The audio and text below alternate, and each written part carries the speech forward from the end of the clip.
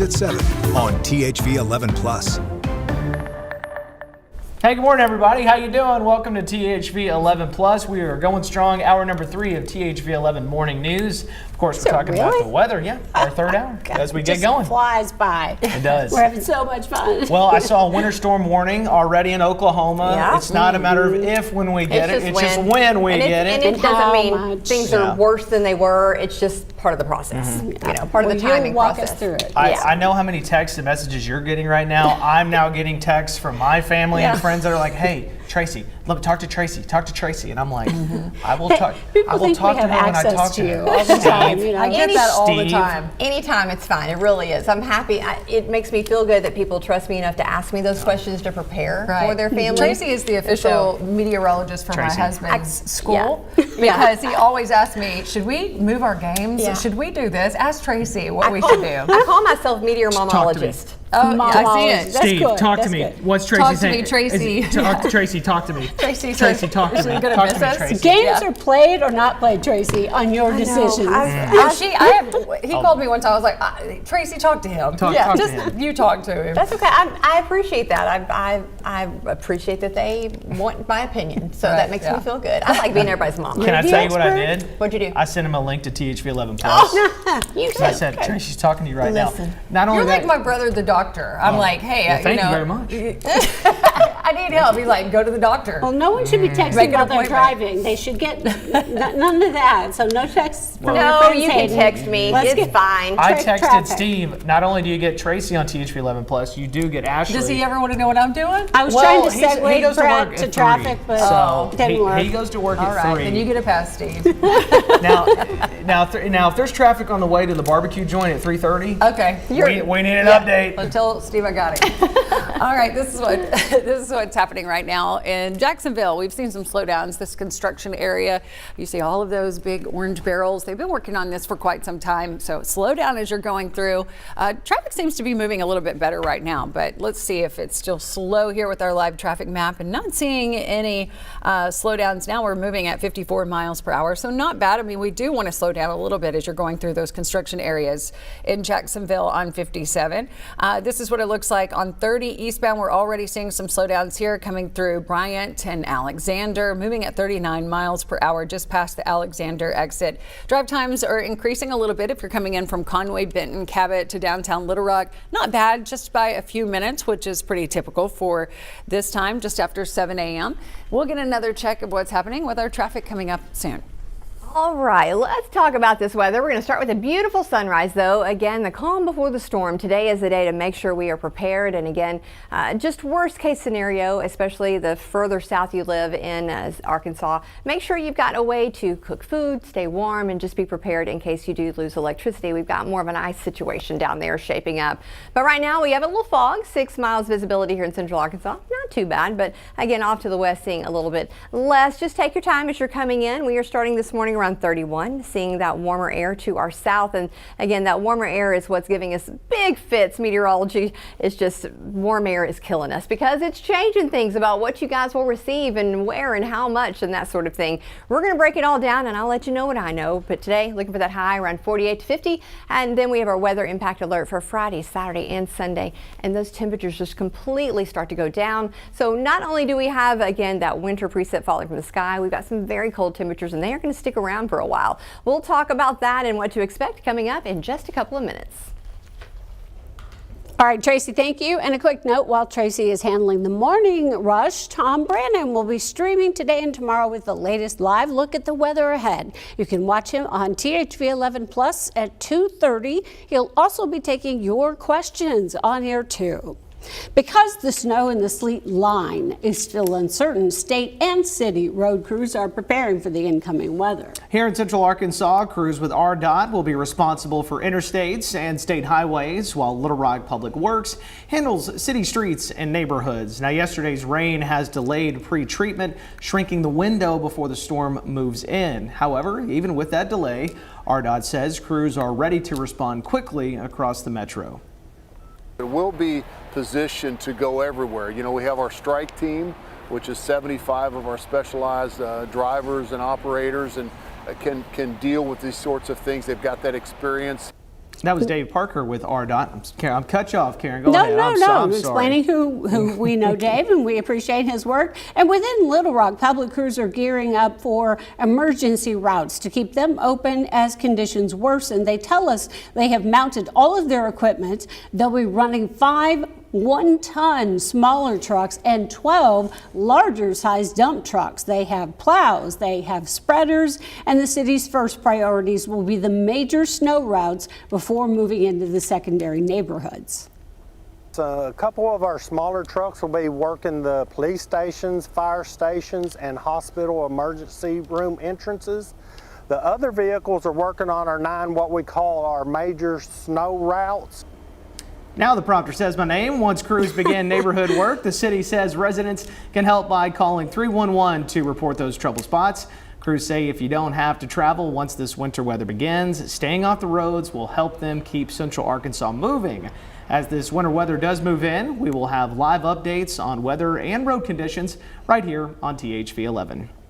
Also, the Arkansas National Guard is on standby if assistance is needed. Governor Sarah Huckabee Sanders has not formally activated the Guard, but Public Affairs Officer Colonel Joel Lynch says troops would likely partner with state police to assist stranded drivers and clear debris from those roadways. If you should happen to become stranded in your car during a winter storm, AAA says a little preparation now will help you out a long way later. They suggest keeping a car kit packed with bottled water, food, an ice scraper, gloves, boots, a phone charger, and a flashlight with extra batteries.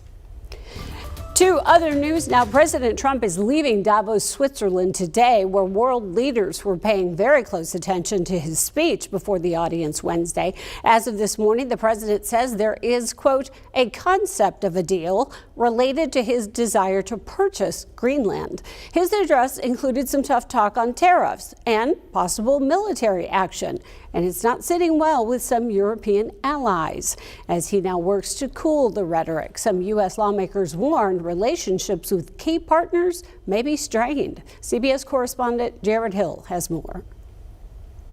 At the World Economic Forum, the deal is going to be put out pretty soon. President Trump with an apparent breakthrough on Greenland as his threat to take over the autonomous Danish territory dominated discussion in Davos. I think it puts everybody in a really good position, especially as it pertains to security and minerals. On social media, the president said early agreements on a framework came after a very productive meeting with NATO's Secretary General. Trump also announcing he will not be imposing tariffs on a host of European nations that resisted his push. Details of the deal still scarce, though NATO said negotiations are aimed at ensuring that Russia and China never gain a foothold in Greenland. I think this is really an idea of putting Greenland under the wing of NATO rather than ownership by the U.S. And making it a regional effort. As the president now works with NATO in the Arctic, he went after NATO allies as unreliable partners. We want strong allies, not seriously weakened ones. U.S. lawmakers in Davos responded to the president's remarks. There's a way to achieve what the president rightfully points out we need to achieve in the Arctic without any of this drama. This is pretty damn stupid. Now you look at what it means going after territory from another member of NATO. That is crossing a red line. Today, President Trump is turning his focus to the Middle East, touting his Board of Peace plan for Gaza. While over a dozen nations have signed on, some key allies have declined. Jared Hill, CBS News. The Trump administration is widening its immigration crackdown, now targeting the state of Maine. The Department of Homeland Security says it's launching what it calls Operation Catch of the Day, a spinoff on Maine's coastal industries. In Minnesota, the mayor of St. Paul says fear is pushing naturalized U.S. citizens, including her own parents, to stay inside their homes. She's among the Minnesota leaders subpoenaed by the FBI amid questions about possible obstruction of law enforcement. Here at home, Arkansas State Police facing pointed questions at the state capitol about their role in enforcing federal immigration laws. During a hearing Wednesday, state police told lawmakers they operate as an assisting agency, meaning they can work alongside ICE but do not have the same authority. For example, if someone is suspected of another crime, troopers can ask ICE to check immigration status, and then ICE takes over. If it's an illegal immigrant wanted on criminal charges, then ICE would be notified at that time, and it's their decision on whether or not what to do with that person at that point. State police leaders stressed that any detentions involved people accused of committing separate crimes. They also noted Arkansas has not seen the kind of large-scale crackdowns reported in states like California, Minnesota, and Illinois. 10 after 7 this morning, donations from Arkansas hunters and anglers have pushed funds for the Arkansas Hunters Feeding the Hungry organization past $1 million. Last month alone, online licenses, well, they gave out more than $18,000. Most donations come in just $1 or $2 at a time. That's collected as an option when purchasing a license, magazine subscription, or other product through the Game and Fish Commission's online system. The money helps deliver thousands of pounds of venison to food banks across the state, providing fresh meat to families in need. Hunters can also donate deer directly, helping manage herds while feeding hungry Arkansans. Time now 7:11. The CDC is giving UAMS more than $3.5 million to boost colorectal cancer screening across the state over the next 5 years. Arkansas ranks 6th nationally in colorectal cancer deaths. So that funding will help UAMS expand partnerships, improve follow-ups, and track data to make sure more people are getting screened.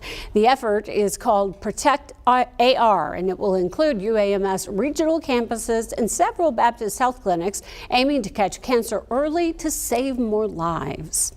Now let's check in with Ashley King and a look at the traffic at this busy hour. Yeah, well, it is getting busier, but still looking pretty good on our roads this morning. We're seeing our typical slowdowns right now. Getting a look at Interstate 30. You'll see that behind me with all of those headlights in a line, and they are starting to get a little bit congested there on Interstate 30. So let's get a closer look at how slowly we're moving. Things are looking a lot better there in Jacksonville, where we had slowdowns. It's moving at a normal pace, but still seeing these slowdowns here at the North Terminal interchange. So 57 southbound right at the McCain exit starting to slow down there, and also on 40 westbound North Hills Boulevard, also on 30 westbound at Curtis Sykes, and also here at 30 eastbound where we were just looking, anywhere from Bryant to the 430 interchange. We're seeing slowdowns just past the Alexander exit, 32 miles per hour. Drive times are starting to increase a little bit from around the metro into downtown Little Rock. No major slowdowns, but yep, Tracy, it looks like it's starting to get busy. It's that time in the morning. It is. Yeah, we are. Again, today is the day to make sure you're getting out and being prepared for what is ahead. It is headed our way for sure. That confidence is very high. We're starting out with a little patchy fog this morning. Again, temperatures are in the 30s. We're going to see a little mix of sunshine and clouds, and high right around 50. And I went and started tomorrow around noon, 1 o'clock. I wanted to show you the temperatures continue to plummet as it's heading into the evening, and those winds are really going to be kicking, sustained anywhere from 15 to 20 and gusts upwards of 30. And I think we're going to start to see some of that mix moving into central Arkansas. We'll say 6 to 7. So could be a little earlier, a little bit later, but this is what to expect. Again, this area in the white and the pink is going to be our biggest areas of sleet. We're going to get a little more snow here to the north, a little more sleet here with a little less snow. That's going to impact those accumulation totals. That's why the team has waited again to give you some of those totals, because we were just guessing at that point. Still watching again that warm layer, but looking again here in central Arkansas, I'm going to say 3 to 6, but again, it's going to be a bit more of that sleet and some snow, and then to our north, we'll say 6 to 8, as we are going to see a bit more of that snow. So again, those roads are going to remain a little bit crazy as we are heading in, and we're going to talk a little bit in a few minutes more about the difference between sleet and freezing rain. There's a big difference and big impacts as well.